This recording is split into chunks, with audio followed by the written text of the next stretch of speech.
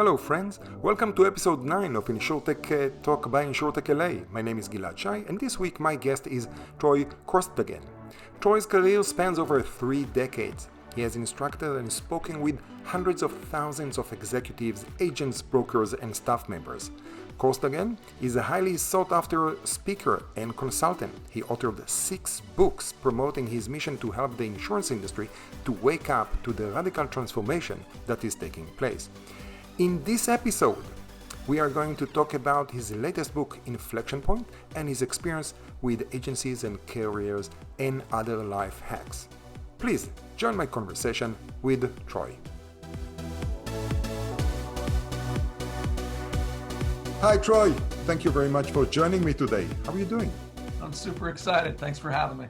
My pleasure. So before we start and everything, congratulations on that background. This is one of the best Zoom real live background, which is not just the artificial background. I love it. So I recognize 2 of your books and then family photos. Yeah, family photos. I've got photos of some people you probably would know from the industry, but think of it more as family because this is my office. I've got 2 places I actually record from. One is my own living quarters, a loft, and that is filled with books and pictures all throughout the loft. Here at the office, this is the bookcase where I keep all my memories. The only other person that I know that has, and every time he has the same problem that people ask him, is that a real background, is Brian from MTech Capital. It's so symmetric and the lighting, it's just perfect. And it's a repeated question. Is your background real or is that actually your living room? But different story. We're focusing today on you, not on Brian. I will need to give him a little bit of a shout out and naming, but let's focus on you. Perfect. Yeah. So Troy, beside the perfect background and the fact that you actually wore a suit and a tie, which thank you very much. I truly, truly appreciate it. It's enough with all those t-shirts. I truly appreciate it. What can you tell us about, I'll give you the mic. Please make an introduction to people that don't know you. Sure. So this is a 35-year story, so I'll shorten it up for sure. Please do. We have like 30 to 40 minutes. I started out in the insurance and financial services industry in 1983, and I started as a practicing agent. I like to kid, and every talk that I give, my company gave me a big old book of business called the phone book. And I literally scratched out every relationship, every client that I ever gained came from just meeting people, getting to know them, and then telling them what I do. And from that became a thriving business here in Little Visalia, California, which is in the Central Valley of California. And I grew that to a firm with over 22 employees along with my sister. And I parlayed that for the last 25 years while owning the firm.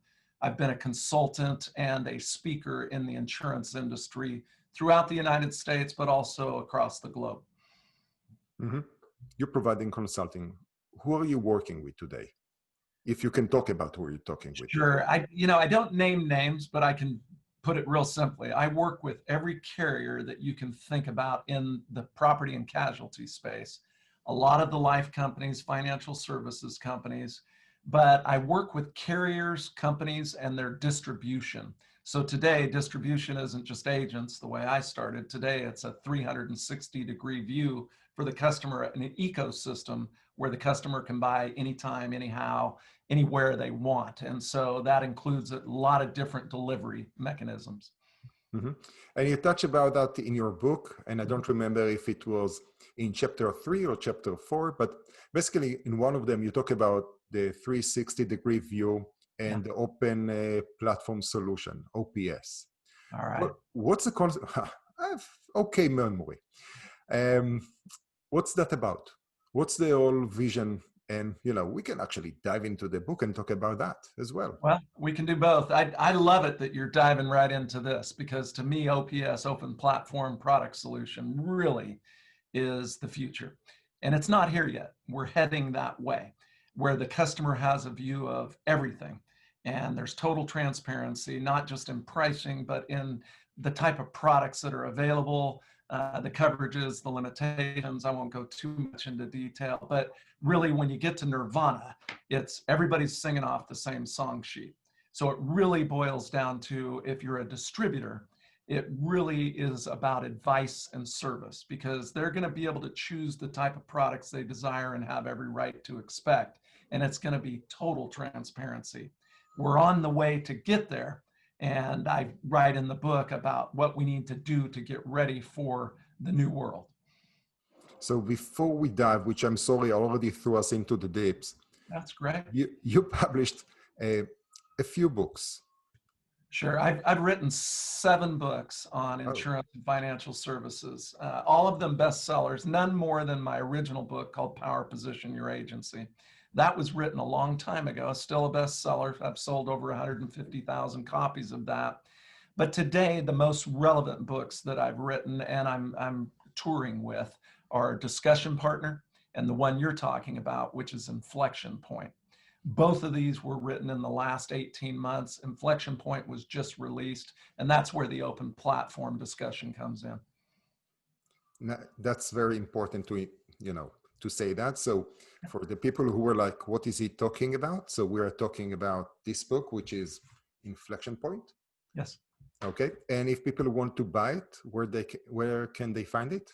They can go onto Amazon and get single copies, but they can also go to my website, korsgaden.com, and there's an offering there also. Great. So now that we moved things around and we can focus on swimming in the deep and go back and talk about what customer wants. And of course, one of the things that I really liked when I read the book is you bring the example, of course, you start with, if you don't adopt, you die, that sort of a cliche. I'm sorry, but it's sort of a cliche. Right. That had to be said. Yeah. That's what it is. It's part of it. Yeah. And then one of the things that really resonated with me is the example that you give with Call and how they actually started to accept Amazon returns. So I think the main theme here is that the folks that are listening today in our business, in the insurance and financial services business, the old model won't work in the future. It won't work today. So we need to change the model. And adapt or die had to be said, because this method just doesn't work anymore. You can't cross your fingers and hope everything will work out. You've got to have a strategy, a roadmap to the future. With that being said, the customer is in control 100%. They hold the keys to the kingdom. Mm-hmm. And so with that being said, the Kohl's example was put in there because people are having to change their model. To get people into the store, you can't just put on an ad on the TV or an ad on the radio or newspaper or in social media. You've got to drive people multiple ways. So the Kohl's example was just to admit that Amazon has really changed things. But if you can't beat them, join them. So they're accepting returns from Amazon. And the idea, and we're going to have to see if this works out. I just use the example because I thought it was brilliant. You make your return to Amazon in the Kohl's store, you drop it off, but naturally you're going to stay. You're going to roam around and see what's in the store. So that's just one example in the book of how people are changing their business model to adapt and focus on the customer 100%. And I love this example because it's perfect to the insurance industry. And I hope that I'm not repeating what you just said, because we've seen that once you have a lead or a prospect customer, mm-hmm. sometimes there is a lot of collaboration between the different agencies of the carriers. If you talked about the general or one of the other carriers, if they don't have that product, they will shop, they will do whatever they can in order to make sure that they do the sale of their own thing, and then there will be resale of someone else's product. Well said. And so if we think about it in terms of our business, we want to be the gateway to all things insurance and financial services. I didn't say sell everything to everybody. You just want to be the gateway. So they think of you first. They come to you for advice first. They come to you for service first. That enables you to offer your product solution that you have. And that doesn't mean you're going to sell them every time. We're not selling them every time. Use auto as an example. We'll quote 100 people to get 20 or 100 people to get 15. And so what happens to those other 80 people that didn't buy? We need to turn the model upside down and say that was a great opportunity to have a conversation, but it has to be a meaningful interaction so that they keep coming back. Even if they didn't buy the product solution, they think of you first every time they think insurance and financial services. Now, help me here, because too many people use the word meaningful. Yeah. Can you help me understand, when you use meaningful, what does it mean? Yeah, you'll hear meaningful conversation, which, look, everybody can have a meaningful conversation. The interaction needs to be meaningful. So the conversation is meaningful, meaning it was important to them. And remember, everything we do in the way of service, conversations, in the way of delivering products, has to put the customer first, 100%. And I've been in this business since '83, and I tell you, I go to a lot of conferences, I speak a lot all around, and I always hear the company people get up and go, the customer is at the center of everything. It's a slogan. It's got to be reality. Meaningful, meaning don't just say the words, make it happen. You know, seeing is believing. And that means we got to up our game every day. We got to try harder and harder, because doing what we used to do in the '80s, the '90s, the early 2000s isn't good enough. There's a bigger expectation by people because of the world being changed by first Walmart, I talk about in the book, then Amazon. It's not about price. It's about ease of doing business and giving the customer what they want. I love it, because you also talk about, shifting the model so it's not sales anymore. It's Correct. actually service. Correct. And that's what open platform product solution is. And we can do this today. We can do it without the technology. The only thing that isn't here is for all your technology folks. The technology isn't here. We're working on it. But there isn't a platform where you can go one place, and there's a lot of reasons for that we can discuss if you want. But in the meantime, to your point, don't put the sale first. Don't put the commission first. That comes at the end. It'll come naturally. It always has. So just be like water, let it flow. And as it comes to you, serve the customer, and then be prepared to offer your product solution. And you're going to win more than you would if you're trying to sell right out of the gate. No, that's a very, very good point, which leads to a couple of follow-up questions, of course, because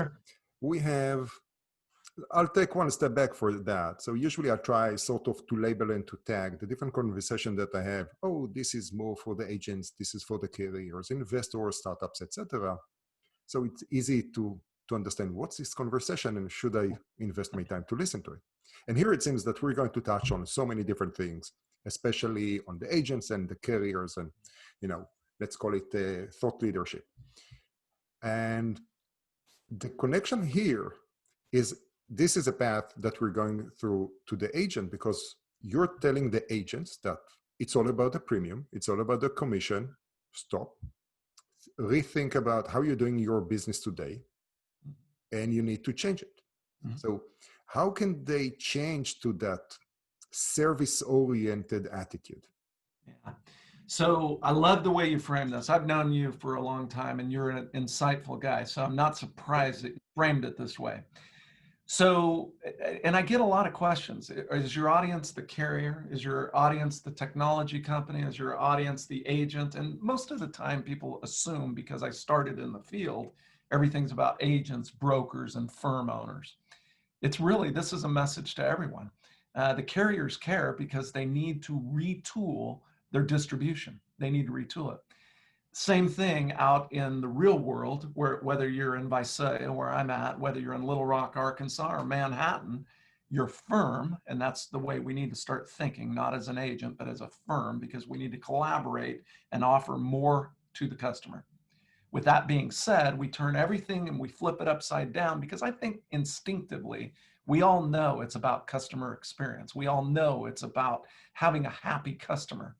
They will buy more. They'll think of you as the gateway, and you're a local insurance and financial services superstore. If that works out in the field, it's good for the carrier. So the message is to everybody: stop putting the commission first. The commission will come. You want consideration for your products if you're a carrier. You want consideration from your customer for all the products you offer, whether it be life insurance, health insurance, financial services, auto, home. I want to sell it all, regardless of what they pay me on commission. I just want to put the customer first. And if I have more products and more services with every household and or business that I serve, it's going to be profitable, because every household or business has to be a profit center for the firm. If it's not, it's a cost center. And if it's a cost center, business can't afford it today. There's no margin for error like there used to be. Yeah. So also I don't remember, I think it's the same chapter, you talk about transparency. That's part of the service and the retooling and the mind shift that needs to be done within the agency model. And from there you talk about, of course, you need to talk about the good, the bad, and the ugly. Yeah. I love it because those are things that we can always remember. Sure. So what is the problem today that we need to talk about the good, the bad, and the ugly? Well, one is that price has leveled out. It's very, the competitive nature. When I got into the business, they would say XYZ company's the lowest on the street. You just knew it. Every time you went up against them, you lost. Or I have the best rate on the street, and every time I win. That changed a long time ago. Today, it's a science, and it's really an 80-20 rule, in my opinion. I'm not an actuary, but I will tell you, if we quote 100, we're not going to get 100. In the 80s, we might have got 70, 80, 90%. It's not going to work that way. And I'm talking about auto today. So auto and home, which is a huge amount, let's just call it $270 billion worth of premium in the industry here in the US.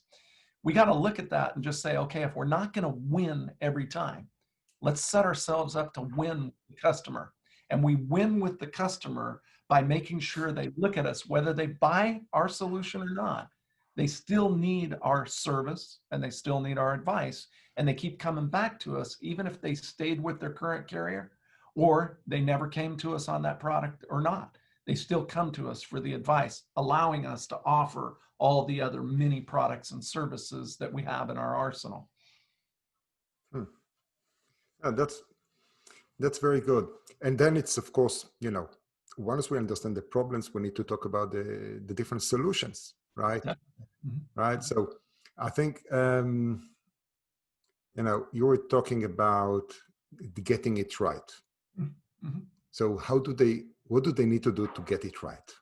I think, personal responsibility, corporate responsibility, everybody needs to start being accountable. And that means giving it our all and not just going through the motions and checking the boxes. We can all talk and say whatever we want. We all know what to say, but doing is something different. And on the back of the book, Inflection Point, I write now, right now. And so I recently watched The Last Dance with my son, with Michael Jordan, and forget the basketball. You don't even have to be a fan. I got a couple things out of watching The Last Dance myself. One, the guy planned hard.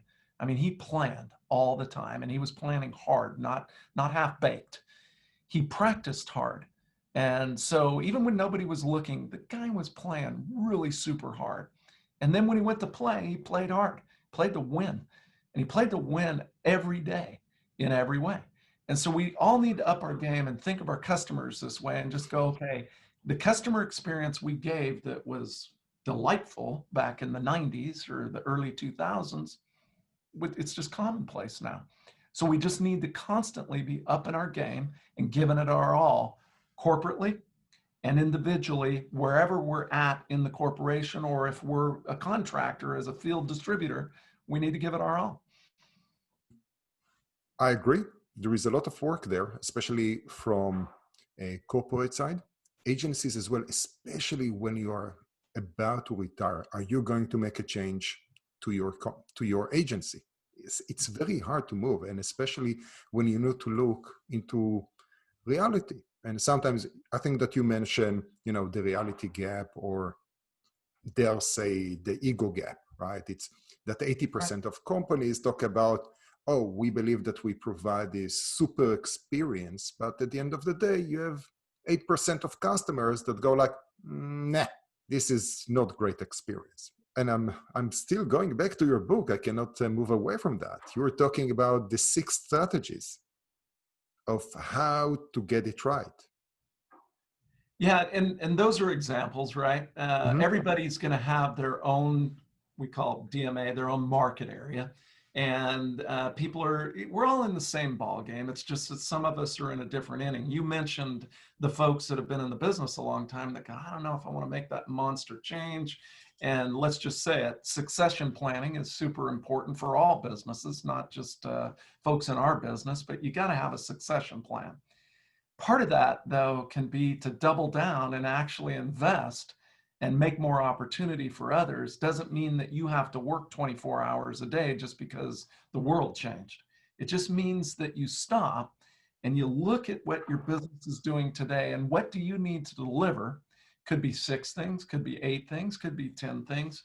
Simplify it, make it easy. If we look at the folks that are growing in the insurance and financial services industry, they're getting it right. It's not digital. It's just that digital is easy. And they made it turnkey, right? Because I've seen a lot of great technology. I see it every day. But unless you populate it with the right information, unless you populate it with what the customer wants and needs, who cares how cool and slick and shiny it is? You know, to your word, awesome, it can be awesome, but it doesn't do anything. So we need to just make sure that we focus on the things that really matter and prioritize from there. Yep. Yep. And those are small changes that are not simple. If you're a big company, a small company, or even, you know, an individual agent that works by himself from the living room, and that requires small steps and a little bit of a behavioral hacks. Yeah. So to your point, you know, when I was an agent, and this is before I had a firm, I always used to think, well, why don't they do this? If they did this, life would be easier and blah, blah, blah, blah, blah. Then when I got into the corporate, you know, and got behind the curtain, I realized this is big. I mean, you know, just because I think it's important doesn't mean it's important to the 10 million customers. It doesn't mean that the distribution all is going to agree with me, because for every action, there's an equal and opposite reaction. So I got a lesson, I got an MBA working behind the curtain in most of the companies. And I can just tell you, when you do a national rollout, it's complicated, whether it's technology, whether it's a new marketing program, whether it's a new way to underwrite, sell, whatever. It's very complicated. So I have a different point of view today on, you know, making things happen. However, with that being said, I still have the attitude now, right now. If the lawyers and compliance are saying, oh, we can't do that, I say, great, show me why. And the reason I do that is because sometimes it's just a default. So in corporations or even in firms, we don't want to just keep doing things the same way because that's the way we always did it. We've got to have priorities and then say, I'm going to push the envelope the best I can. Yep. Okay. No, and that's very interesting because I think that you also talked about start small, get that first win. I really love the admiral. I'm sorry, I forgot his name now. He used to be in the SEALs, and he gave a very interesting. He wrote a book of make your bed first in the morning, something like that. Yes, General. Yes, yeah. I saw him. He was awesome. Fantastic. Yeah. I will add that somewhere in comments later on. Yeah, sure. The point is, get a first win, get a small win, but start. Yeah. And that's a great, I don't know, a recommendation for everyone, from a personal behavioral hack or for a business. Just start in order to get it to the next step. I think you're spot on. And I tell you, you don't want to go in and make an idiot out of yourself, but you also need to go out on a limb because that's where all the fruit is. And it's an old saying and it's stuck because it's true. That means that you're going to fall off the branch once in a while. It ain't going to be perfect. But if it's what people want, then you go out on the limb, you test and learn. And I believe in a continuous cycle of improvement. But it all starts with the first step, as you said, and it's just super important that we don't wait for things to be perfect. That, you know, in the current environment right now, who knows what's going to happen over the next 6 months, 12 months, 18 months. We still got to double down and do the things that we can do today, even if they are small and we grow them. Mhm. Mhm. Yep. And listen, sometimes you go on the limb, sometimes, like myself, you make a fool of yourself, or, Got it. you Yeah. know, it happens. People will digest what you say as the smartest or the stupidest. Really depends on the context and how they actually digest what you're talking about.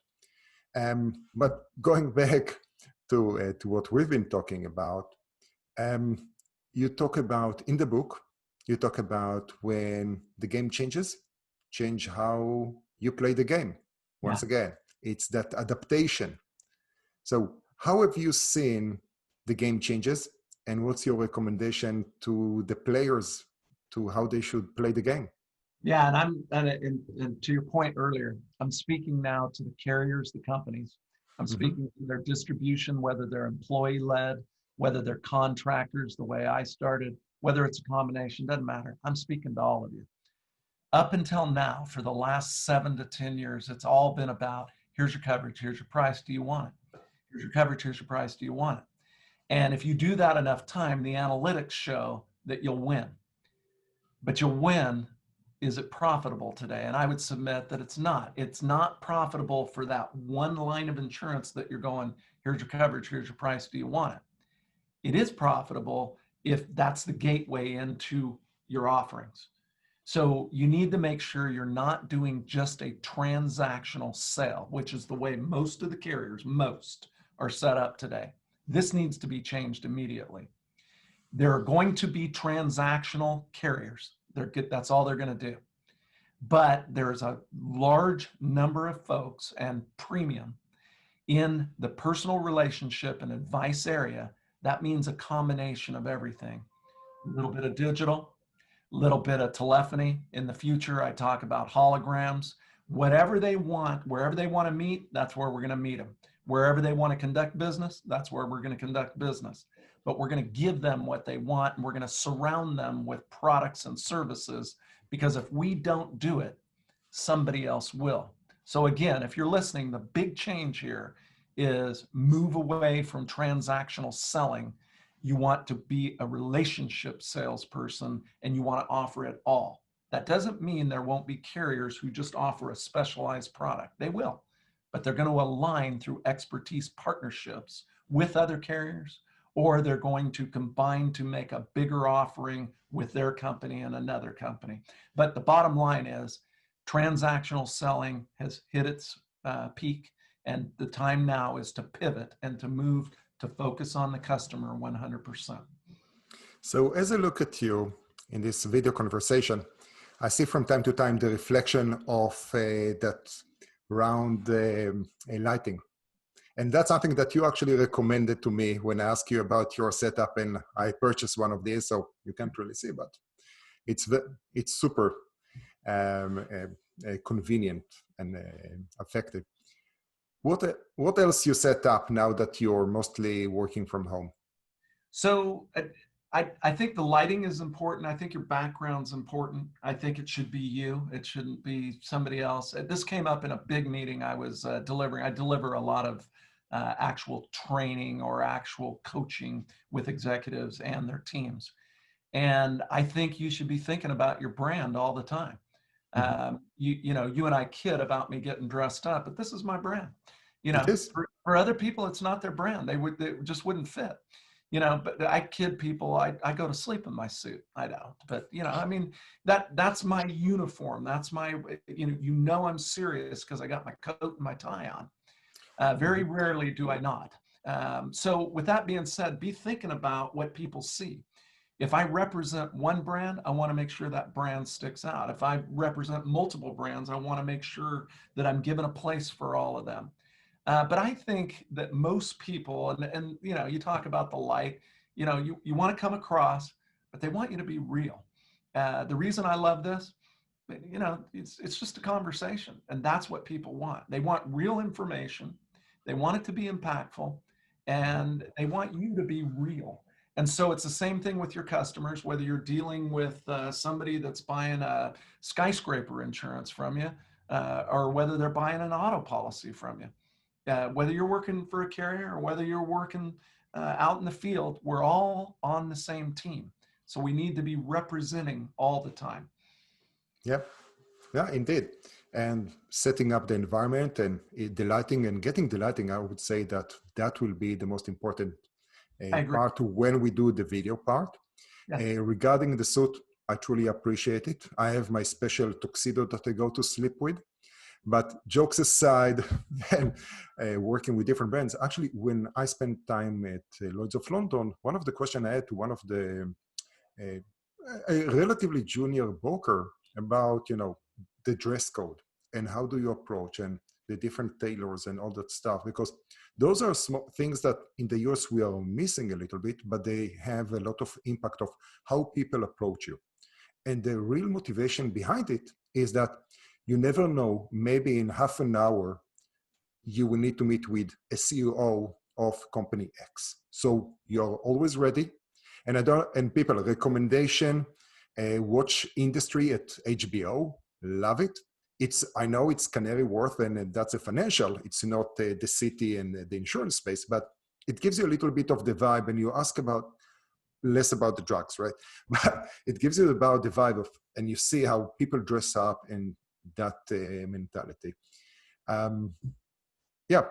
So here's a hot tip, and for anybody listening, you should spend what you need to spend, but more is not always better.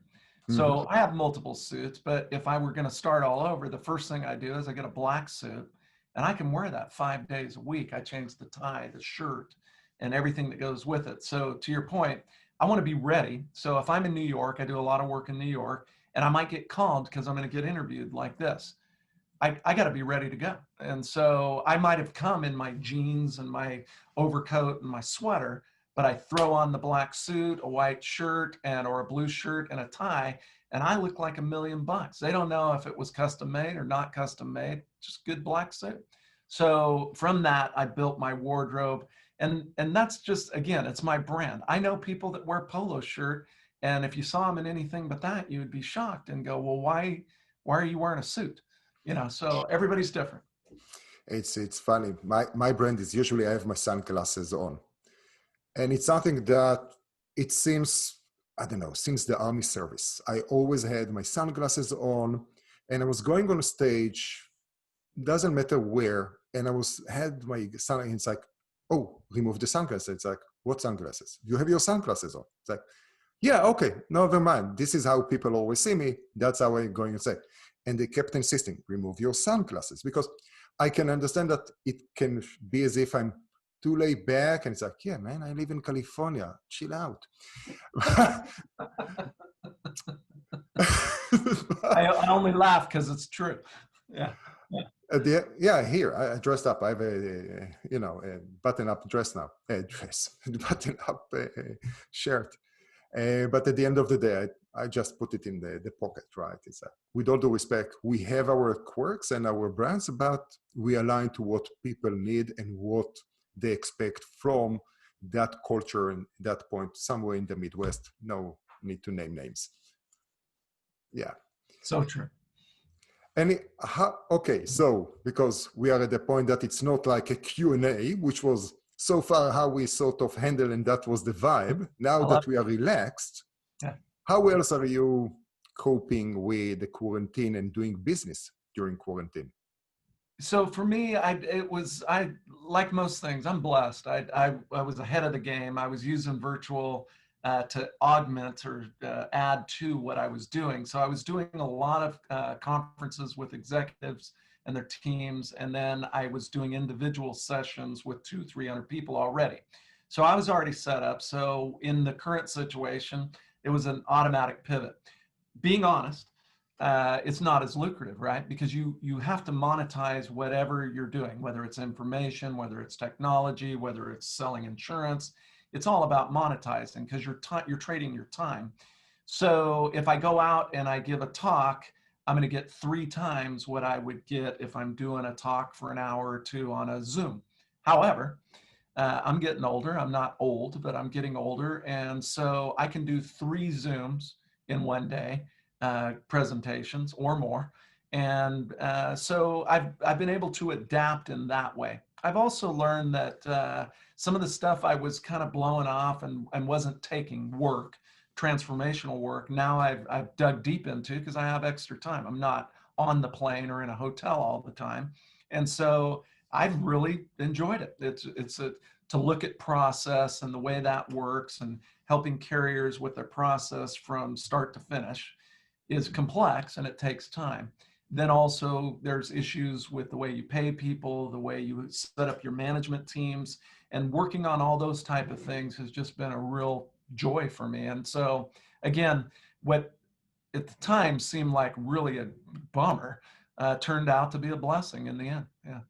It's so funny. I think that my frustration about people who don't know how to pack and to move fast with the TSA pre-approve, you know, now move to people who cannot keep their distance, or, oh, I have my mask, but it doesn't cover my nose, or it's like this huge cloth that, dude, it's not a mask. It's just this big cloth on your face that doesn't do anything. Yeah. And I get scared because I'm wondering if they're going to hijack me or, you know, stick me up while I'm getting gas. But yeah. Yeah, not in Fresno. I don't know. You haven't been to Fresno in a while. No, so that's about 45 minutes from me. That's the big city where I'm from a country town. Uh-huh.